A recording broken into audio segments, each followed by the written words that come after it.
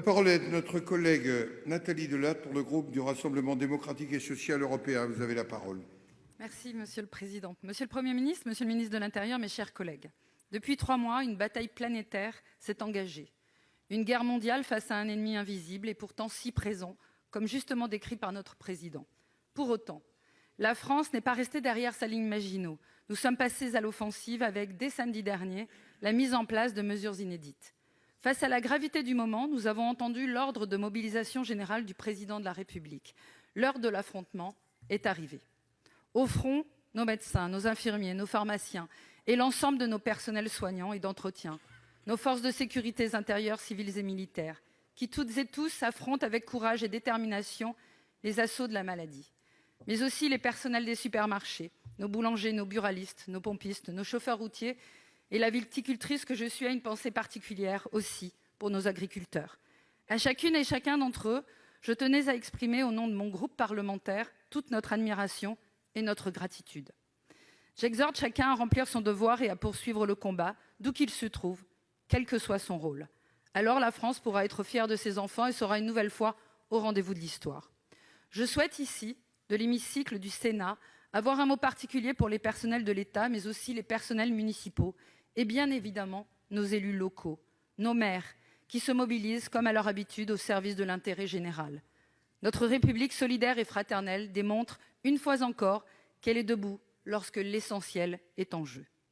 Monsieur le ministre de l'Intérieur, pouvez-vous indiquer aux élus de la République ce que le gouvernement attend d'eux précisément? Pouvez-vous nous dire avec quels moyens, notamment techniques? Les maires pourront-ils par exemple à leur niveau réquisitionner? Ils sont les plus à même de prendre des mesures urgentes et de proximité utiles. Je vous remercie. Pour vous répondre, la parole est à Monsieur le ministre de l'Intérieur. Merci, Monsieur le Président, Mesdames, Messieurs les sénateurs, Madame la sénatrice. D'abord, je voudrais, comme vous, saluer le combat que mène la nation France.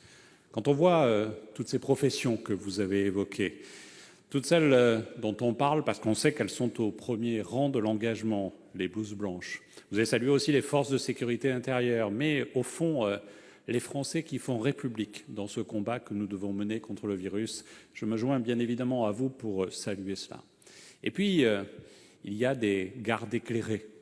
Et vous avez raison de considérer que nos collectivités locales, toutes les collectivités locales, mais celles des maires en particulier, sont parmi ces gardes éclairés qui doivent mener ce combat de proximité pour rassurer les Français face à la situation.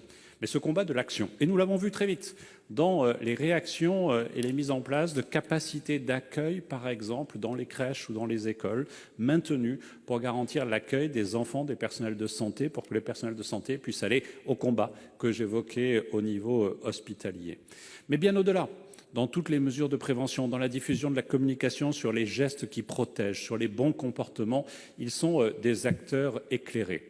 Et donc, il nous faut renforcer aussi leur pouvoir. Par exemple, nous aurons tout à l'heure l'occasion de discuter de la possibilité de leur donner les moyens de, avec les polices municipales, dresser procès-verbal pour les infractions constatées au non-confinement et au non-respect des règles qui ont été posées en début de semaine par le Président de la République et le Premier ministre. Mais nous devons aussi nous poser la question de la capacité qu'auront les 30 000 nouveaux exécutifs qui ont été élus dès le premier tour à se rassembler dans les jours qui viennent pour appliquer la loi. Et je crois qu'il faudra prendre du temps tout à l'heure dans le débat, dans cet hémicycle, pour trouver la meilleure façon de les protéger aussi dans le déroulé de ces opérations-là. Je sais que ce matin, en commission, sous l'autorité de Philippe Bas, des amendements ont été pris en ce sens. Et nous devons bien évidemment accompagner ces amendements pour protéger celles et ceux qui, demain, seront les acteurs de la protection de la nation française. Merci, Monsieur le ministre. Madame Delattre. La parole est à